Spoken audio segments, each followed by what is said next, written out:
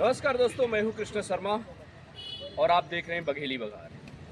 आज मैं महाराष्ट्र के बीड जिले के परली बैजनाथ भगवान के दर्शन कराने आपको लाया हूं। परली बैजनाथ 12 ज्योतिर्लिंगों में एक ज्योतिर्लिंग है और परली बैजनाथ की स्थापना कैसे हुई, इसकी क्या कहानी है, मैं आपको पूरे वीडियो में बताऊंगा और बाबा बैजनाथ के दर्शन भी कराऊंगा।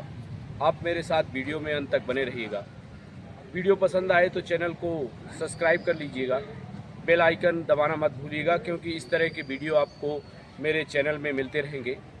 लाइक करिएगा और अपने दोस्तों को शेयर जरूर करिएगा। तो चलिए चलते हैं बाबा बैजनाथ के दर्शन कराने। भगवान भोलेनाथ की कृपा आप पर बनी रहे। आइए वीडियो शुरू करते हैं।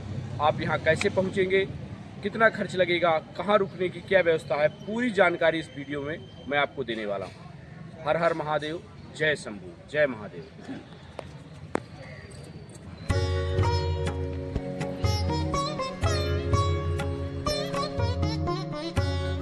परली बैजनाथ ज्योतिर्लिंग महाराष्ट्र के बीड जिले में स्थित है।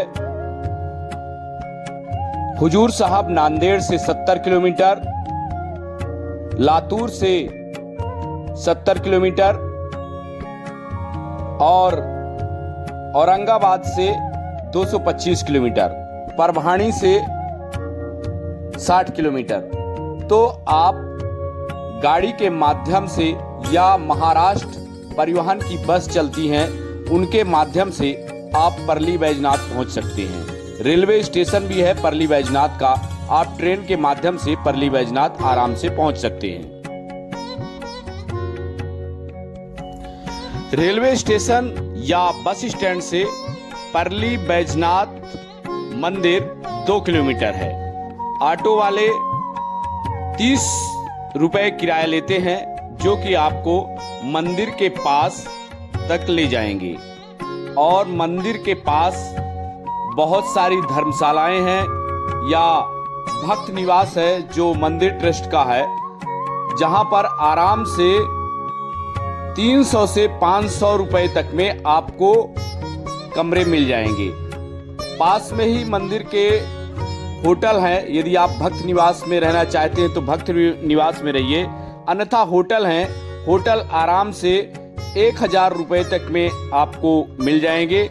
आप यहाँ पर स्टे कर सकते हैं और नहा धोकर मंदिर की ओर प्रस्थान कर सकते हैं, या रात में आए हैं तो रात में स्टे करिए। सुबह मंदिर की ओर निकलिए और सुबह मंदिर में एकदम से भीड़ नहीं होती है। आराम से आसानी से भगवान महादेव के दर्शन सुबह हो जाएंगे। तो चलिए मंदिर की ओर हम लोग चल रहे हैं और भगवान महादेव के दर्शन करेंगे और आप भी भगवान महादेव के दर्शन करिएगा। मंदिर के बाहर पूजा सामग्री का दुकानें लगी हुई हैं।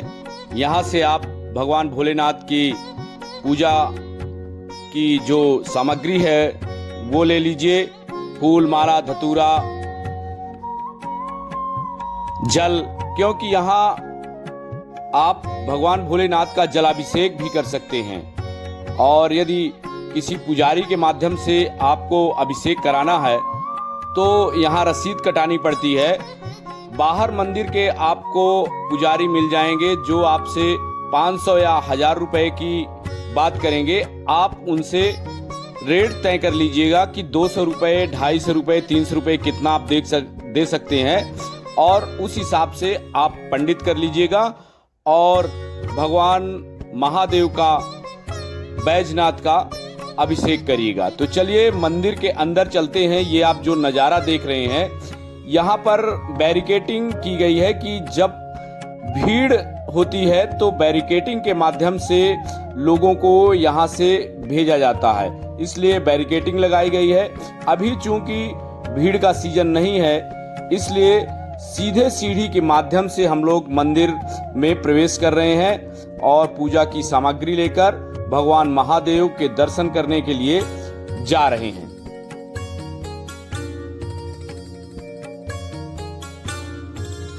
एक बात और बता दूं, भारत में बैजनाथ ज्योतिर्लिंग को लेकर 3 जगहों की बात होती है।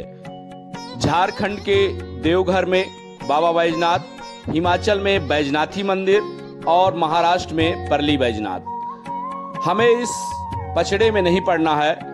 भगवान भोलेनाथ हर जगह मौजूद हैं और जिस भी ज्योतिर्लिंग के दर्शन करेंगे, भगवान भोलेनाथ के दर्शन करेंगे। भक्त सिर्फ भगवान की आस्था में विश्वास रखते हैं, भगवान की पूजा में विश्वास रखते हैं। कौन कहाँ ज्योतिर्लिंग है, ये शास्त्रों और पुराणों का मत हो सकता है। तो चलिए हम भगवान भोलेनाथ के दर्शन करते हैं। हर हर महादेव।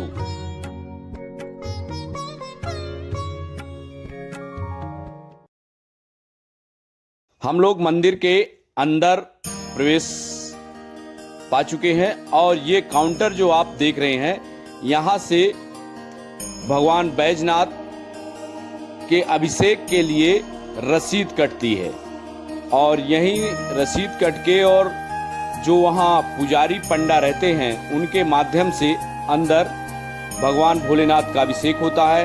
खास तौर से ये बात ध्यान रखने की है कि अभिषेक के समय जो जेंट्स होते हैं वो ऊपर के कपड़े उतार देते हैं। बिना ऊपर के कपड़े उतारे हुए अंदर प्रवेश वर्जित है और महिलाएं अपने साड़ी वस्त्र में अंदर उनको प्रवेश दिया जाता है। तो जो भारतीय परिधान है उसके अनुरूप ही आप भगवान भोलेनाथ के इस मंदिर में प्रवेश पा सकेंगे। यहाँ से रसीद कटाकर अब हम अंदर की ओर चलेंगे और भगवान भोलेनाथ का अभिषेक करेंगे। ये मंदिर के अंदर जाने का रास्ता है। जो सुरक्षा और सावधानी के नियमावली होती हैं, जो जांच होती है, उन जांच के जो नियम कायदे के अनुसार यहाँ हम लोग अंदर प्रवेश कर रहे हैं। यहाँ देखिए, ये मंदिर के अंदर का ये मैदान आपको नज़र आ रहा होगा। एक दाहिने साइड है जाने का रास्ता, एक बाएं साइड है। जिन्हें अभिषेक करना होता है वो इस काउंटर से रसीद कटा के और दाहिने के रास्ते से जाते हैं, और जो पुजारी के माध्यम से अभिषेक नहीं करते हैं, सीधे जाके जल चढ़ाना चाहे निःशुल्क रूप से वो भी जल चढ़ा सकते हैं और वो बाएं रास्ते से जाते हैं। तो हम लोग पुजारी के माध्यम से अभिषेक कराने के लिए जा रहे हैं और गर्भगृह में अब प्रवेश कर रहे हैं। आप गर्भगृह के दर्शन करिए और भगवान महादेव की जयकारा कीजिए। हर हर महादेव।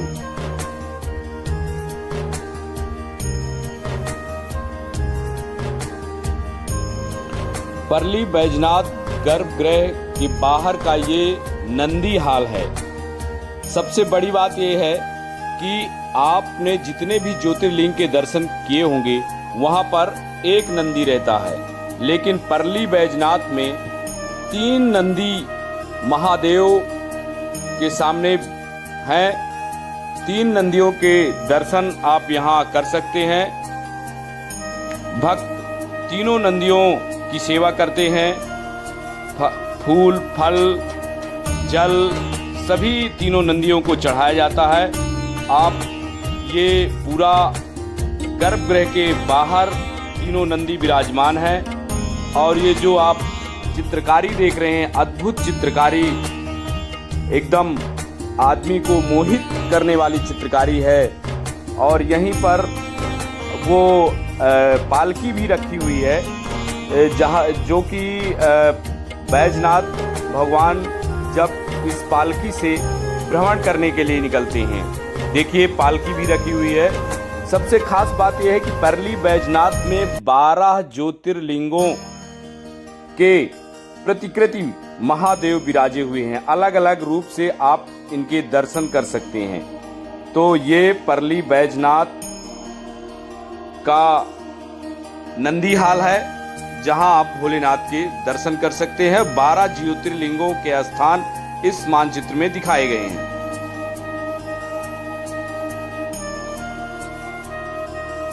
परली बैजनाथ ज्योतिर्लिंग वह ज्योतिर्लिंग है जो कि समुद्र मंथन के समय जब समुद्र से अमृत निकला था तो भगवान विष्णु ने राक्षसों से छिपा करके अमृत को इसी ज्योतिर्लिंग के नीचे रखा था।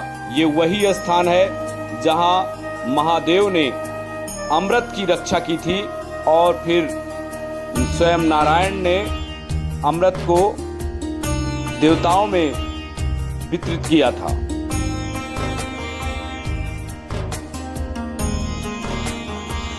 ऐसा कहा जाता है कि सावित्री और सत्यवान यहीं रहती थी और सावित्री द्वारा यमराज से अपने पति के प्राण वापस लेने की प्रसिद्ध घटना यहीं घटी थी। नारायण पर्वत के आसपास ये घटना हुई थी। इस दावे से अनुमान लगाया जा सकता है कि पराली कभी मद्र साम्राज्य का हिस्सा था, जिसके राजा सावित्री के पिता अश्वपति थे।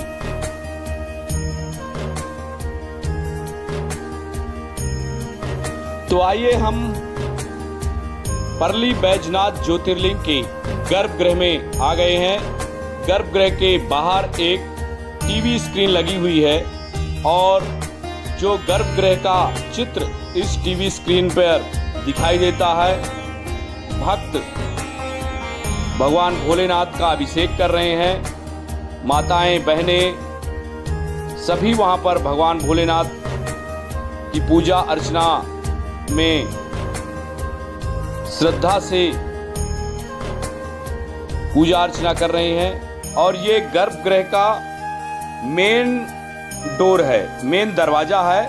एक तरफ से जाने का रास्ता है, एक तरफ से बाहर निकलने का रास्ता है। और गर्भगृह के अंदर भगवान भोलेनाथ, बाबा बैजनाथ, परली बैजनाथ के दर्शन होते हैं। आप भी भगवान भोलेनाथ, परली बैजनाथ ज्योतिर्लिंग के दर्शन करिए और अपना जीवन कृतार्थ करिए।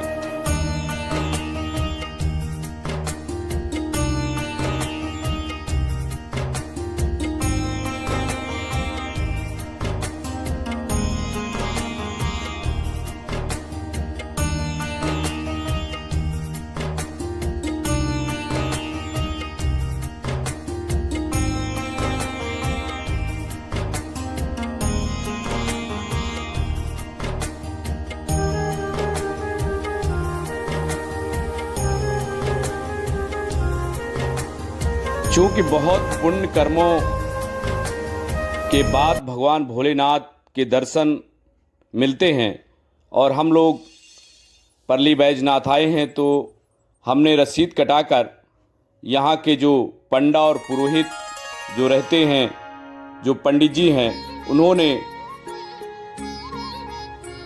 भगवान परली बैजनाथ का रुद्राभिषेक कराया। पंडित जी के माध्यम से, मंत्रोच्चारण के माध्यम से हमने भी भगवान महादेव, भगवान शिव, परली बैजनाथ ज्योतिर्लिंग के रुद्राभिषेक का सौभाग्य प्राप्त हुआ। भगवान भोलेनाथ का अभिषेक किया। जल, गंगा जल, दूध से अभिषेक करने का बहुत ही पुण्य हमें अवसर मिला। हर हर महादेव, ऐसा अवसर सभी को भगवान दे। हमने विधिवत भगवान महादेव की पूजा की।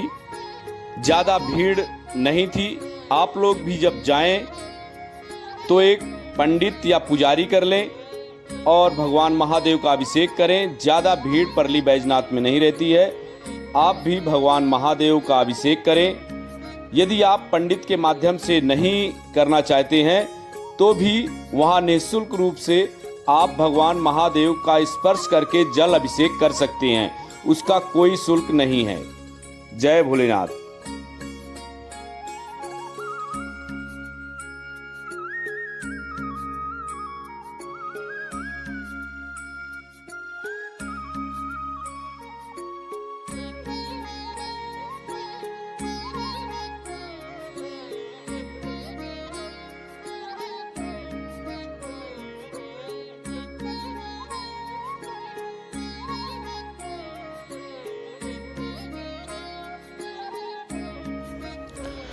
परली बैजनाथ ज्योतिर्लिंग इतिहासों से भरा पड़ा है और इसका महत्व प्राचीन काल से ही देखा जा सकता है। हरियाली से घिरा मंदिर परिसर एक अद्भुत वास्तुशिल्प चमत्कार है जो इस क्षेत्र की समृद्ध सांस्कृतिक विरासत को दर्शाता है। इस मंदिर से संबंधित कई उल्लेख मिलते हैं। ऐतिहासिक उल्लेखों में रावण द्वारा यह ज्योतिर्लिंग जो यहाँ रखा गया है वह बताया जाता है।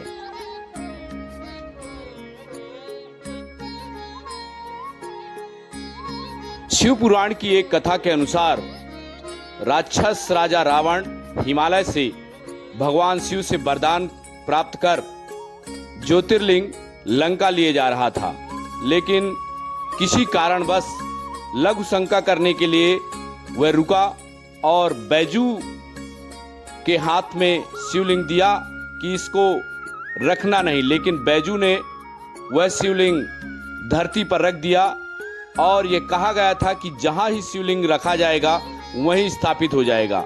इस कारण से शिवलिंग यहीं स्थापित हो गया और यह ज्योतिर्लिंग बैजनाथ ज्योतिर्लिंग कहलाया। परली बैजनाथ मंदिर 12 ज्योतिर्लिंगों की तीर्थ यात्रा मार्ग पर एक महत्वपूर्ण पड़ाव है जिसे द्वादश ज्योतिर्लिंग यात्रा के नाम से जाना जाता है। यह पवित्र यात्रा भक्तों को परली बैजनाथ सहित सभी 12 ज्योतिर्लिंगों तक ले जाती है और इसे आध्यात्मिक ज्ञान और दिव्य कृपा प्राप्त करने का एक साधन माना जाता है।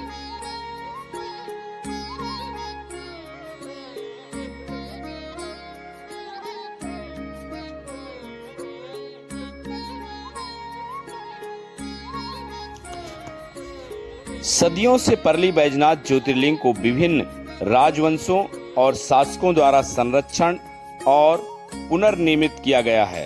आज जिस मंदिर परिसर में यह स्थित है वह इन जीर्णोद्धार और सुधारों का परिणाम है। चालुक्य वंश, यादव वंश और भोंसेल वंश मंदिर के संरक्षण और विकास में प्रमुख योगदानकर्ताओं में से एक थे।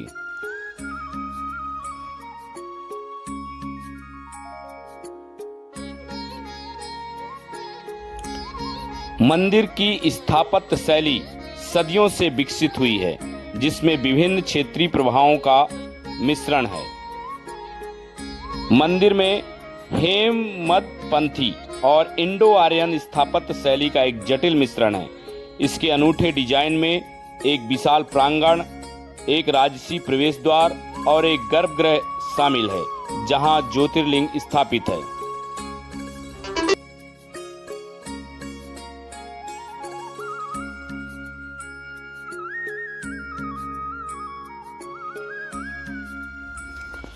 मंदिर से बाहर जैसे ही आप निकलेंगे यहाँ पर मैदान में 12 ज्योतिर्लिंगों के रूप में शिवलिंग विराजे हुए हैं और यहाँ भी आप छोटे छोटे जो मंदिर बनाए गए हैं, नागेश्वर महादेव, ओमकारेश्वर महादेव, महाकालेश्वर महादेव, काशी विश्वनाथ, तो ये सभी छोटे छोटे 11 मंदिर बनाए गए हैं 12 ज्योतिर्लिंगों के रूप में। आप भगवान शिव के दर्शन यहीं कर सकते हैं।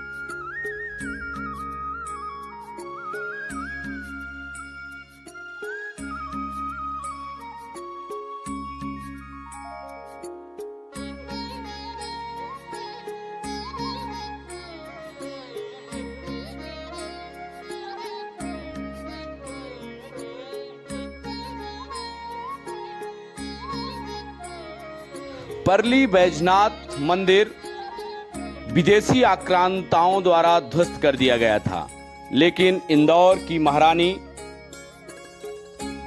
अहिल्याबाई होलकर ने 1706 ईस्वी में परली बैजनाथ मंदिर का जीर्णोद्धार कराया था। मंदिर के बाहर अहिल्याबाई होलकर की प्रतिमा लगी हुई है और मंदिर के जीर्णोद्धार के बारे में लिखा गया है।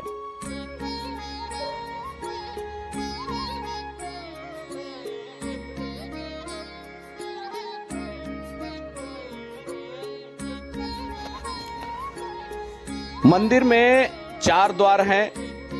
पूर्वी द्वार के बाहर एक पार्किंग का स्थान है जहां पर आप गाड़ी पार्क कर सकते हैं और यहीं पे चप्पल जूते का स्टैंड है जहां पर निःशुल्क रूप से आप चप्पल जूते रख करके मंदिर में प्रवेश कर सकते हैं।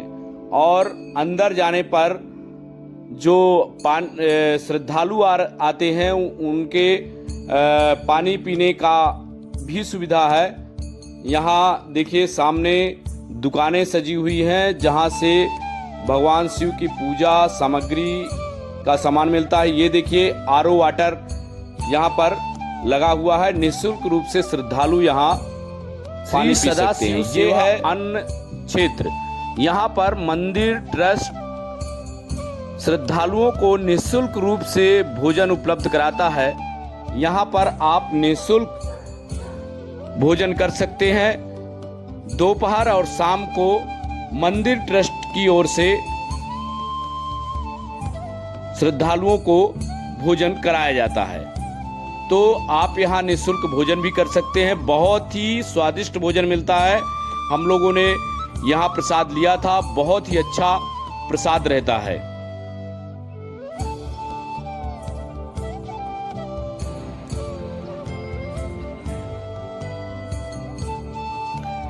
ऐसा कहा जाता है कि ऋषि मार्कंडे को भी यहाँ परली बैजनाथ में रहने का वरदान मिला था।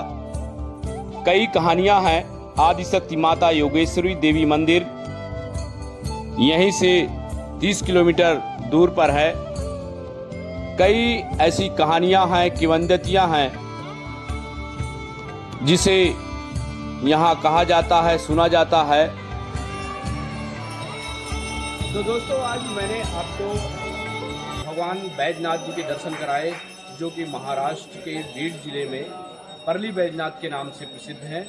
और आगे भी मैं इसी तरह आपको धार्मिक स्थानों के जाकर दर्शन कराता रहूँगा और पूरी जानकारी देता रहूँगा। आपको वीडियो पसंद आया हो तो मेरा चैनल बघेली बघार सब्सक्राइब कर लीजिएगा और लाइक करिएगा, दोस्तों को भी शेयर करिएगा। भगवान बैजनाथ के दर्शन कराइएगा। आप घर से भगवान बैजनाथ के दर्शन करिए और यहाँ भी आ सकते हैं। पूरी जानकारी मैंने वीडियो में दे दी है। अब मिलते हैं नए कहीं धार्मिक जगह में, पर्यटक जगह में, जहाँ की जानकारी मैं आपको दूंगा। तब तक के लिए हर हर महादेव।